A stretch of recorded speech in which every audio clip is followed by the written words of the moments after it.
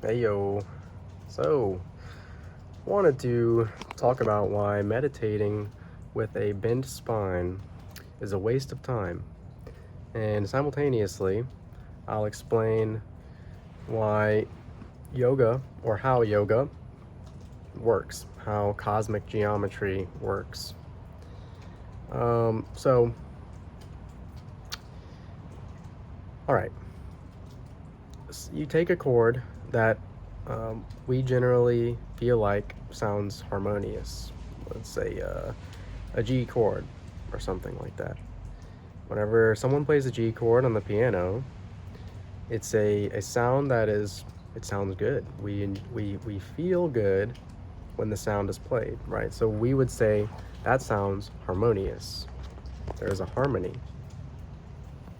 And then if you would play some three notes simultaneously, that's not a chord.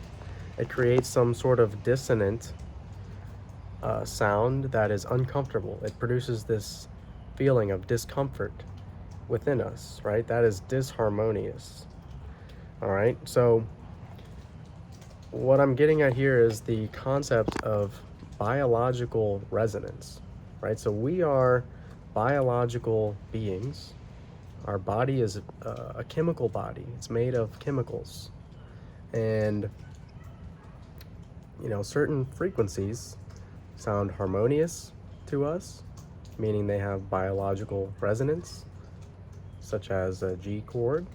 And then certain frequencies do not have biological resonance, and we can tell this by the fact that they sound disharmonious, displeasing to our biology, which would be some random three uh, notes that are not a chord. And so every frequency actually has a geometry to it. Um, and so, because of course, what frequency is a wave pattern. It's a pattern of air movement, essentially. Um, when you pluck a string, right, to make a different note, where depending on where you pluck it on the string will determine the vibrations that the air is receiving, which determines the sound. And so the vibrations are mathematical. Each frequency corresponds to a certain number, right, of hertz. And so you may or may not have seen those videos where they play a certain frequency, and then it makes they have like a plate with sand on it, and then they'll play a frequency beneath the plate, and the sand on the plate will create some sort of geometric fractal pattern or some sort of geometric pattern on the plate. The sand will move into that pattern, right? So there's a corresponding geometry to certain frequencies, right? So frequencies have corresponding geometries, all right? And so then if you would place, you'd play a different note, and then the sand on the plate would move into a different geometrical pattern, right? So different frequencies have different corresponding geometrical shapes. So likewise, our brain produces different frequencies depending on our current state of awareness, right? So there's alpha waves, beta waves, delta waves, gamma waves, theta waves. I believe that's all of them. Maybe I forgot one. But in general, but gamma waves are the indicative of the deepest states of awareness. I'm pretty sure. I didn't fact check that before this video, but pretty sure it's gamma waves. Anyway, it doesn't really matter. Um, so the gamma wave, right? It's a certain frequency, which means there's a certain geometry that corresponds to that frequency, right? And so what I'm doing here with this explanation is I'm really trying to hammer it in to you the connection between geometry and frequency, because the gamma frequency, depending on how much gamma is present in your brain at a given time, it's different for all of the waves, right? Theta, delta, etc. Each one will have a corresponding effect on your consciousness, on the actual way that you feel and perceive your reality. And so, in the deepest states of awareness, like I said, it's correlated to higher levels of gamma waves frequency in the brain. And so we want to produce as much gamma as possible to deepen, to correspond to our deepening awareness. We want to produce as much awareness as possible, so that means we want to produce as much gamma frequency in our brain as possible. So, similarly to how there's a geometry that corresponds to each frequency, the geometry of an antenna, right, for a radio corresponds to the frequencies that it can pick up. Okay, so and then the way that it can pick up on frequencies. So you can think of your body or your brain, the physical matter of it, being like an antenna. And if we change our body to be in certain geometrical shapes, this allows different frequencies of consciousness, of experience, to be perceived. All right? So this is how cosmic geometry actually works, is that whenever we make certain geometrical shapes with our body, our awareness, our frequency of awareness will actually change corresponding to the geometry that our bodies are forming. And so that's why, for example, if you see somebody walking down the street and their head is down, their shoulders are collapsed, their chest, the shoulders are round, their chest is collapsed in, they're looking down, when you see that person, right, do you assume they're exuberantly joyful? No. You assume they're maybe a little anxious, a little sad, because their geometry is corresponding to the frequency they're in.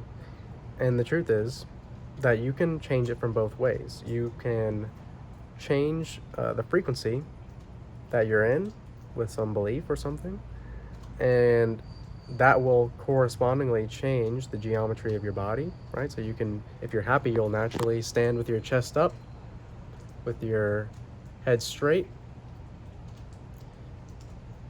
proud and tall, right? If you're happy, you'll naturally stand like that. But if you're sad, you'll naturally stand with this collapsed, contracted geometry. And if you are sad and you purposefully change your geometry to reflect this proud, tall form standing, right, that actually will make your body more receptive to the frequency of happiness, of exuberant joy that corresponds with that geometry, right? In psychology, modern science has shown this many times over. This is not a spiritual woo-woo thing, right? This is not a spiritual woo-woo thing at all. Modern science is very behind all of this, right? Not that modern science is the the end-all be-all. Those guys are some clowns for the most part. They don't take metaphysics into account, but so their work is largely very flawed. However, the scientific method is not flawed. The scientific method in itself is perfect, and it just needs to include metaphysics. Anyways, beside the point. So this is how cosmic geometry works. And so back to the original point of the question that I said earlier at the beginning of the video. Why is meditating with your spine straight a waste of time, and how does yoga work? Well, meditating with your spine curved, sorry, I think I said it wrong. Meditating with your spine bent or curved or slouched is a waste of time, because you are not existing in the proper geometry to receive intelligent infinity, right, as a signal to you being the antenna. Your antenna is not appropriately geometrically shaped to allow the gamma signals of deepened awareness to be received by you. All right, so if your spine is bent, you'll never be able to reach profound, deep concentration states that we want. All right, now maybe there's exceptions here and there, but you can't plan for yourself to be the exception. All right. In general, this is just how it is.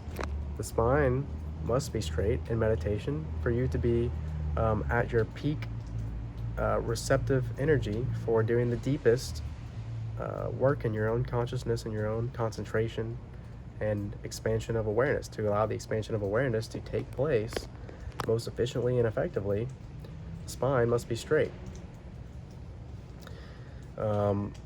So yeah, I mean, don't bother meditating until you can keep your spine straight.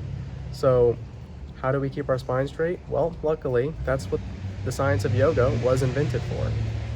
And so yoga actually will physically, stretch your muscles and strengthen your stabilizer muscles so that it becomes easy, right, to keep this spine comfortably erect during your meditation. And so there's, like I said, there's two elements to it: the tightness of the muscles and the weakness of the stabilizer muscles. And now it's not about figuring out which one comes first or which one you have. It's both. They are really, the same thing.